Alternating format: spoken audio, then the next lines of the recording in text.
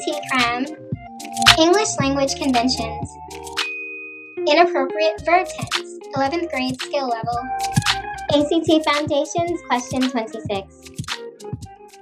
Me Medicine, Antidote Your Ignorance. ACT English Foundation, Verb Tense, question 26.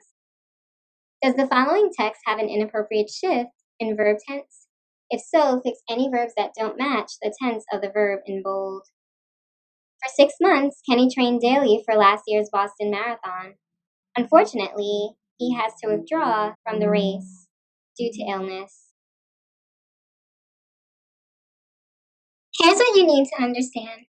The tense of a verb tells when the action takes place. You should generally avoid shifting tenses within or between sentences unless you need to reflect a time change. Let's take a look at this example. Kathy grew up in Cleveland, but now she lives in Pittsburgh. The sentence shifts to the present tense to reflect a time change. This is appropriate in this instance. We shift from Kathy's younger years, as indicated by the verb phrase grew up, and then to her present adult self with the verb lives. As I previously stated, this shift in tense is appropriate.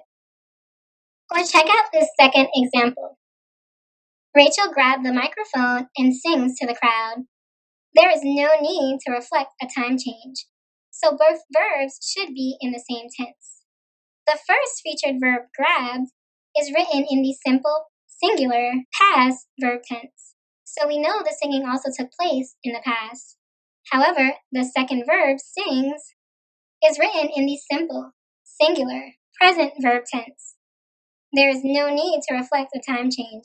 Both verbs should be in the same tense in this instance. Shifting the tense of the second verb to its present tense verb form is incorrect,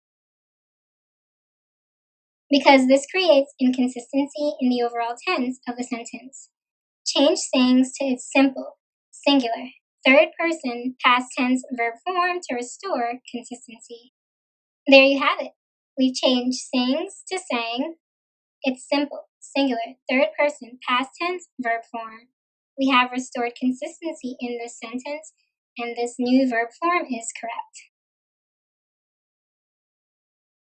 However, you may shift tenses if you need to use the present tense to state a general truth. You may also shift to the present tense to discuss the nature or contents of an artistic work, such as a book, film, or painting. This use of the present tense is called the literary present tense.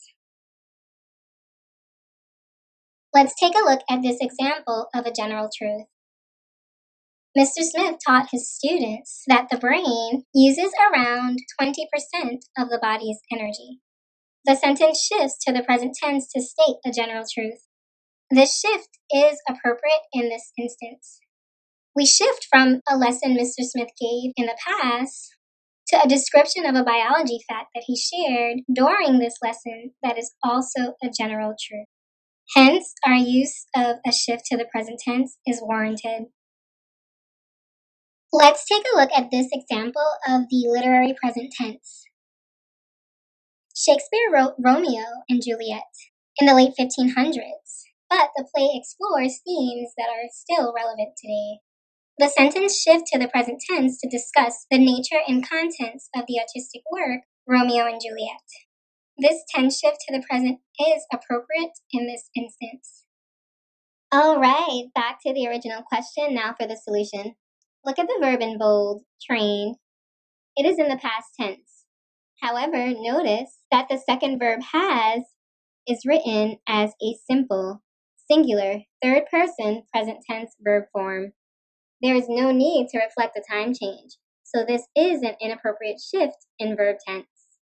Although what follows the verb has was true in the past, this specific event is not occurring now. Change has to its simple, singular, third person, past tense verb form to restore consistency. Here you have it. We've changed has to had. It's simple, singular, third person, past tense verb form. We have restored consistency, and this verb form is now correct.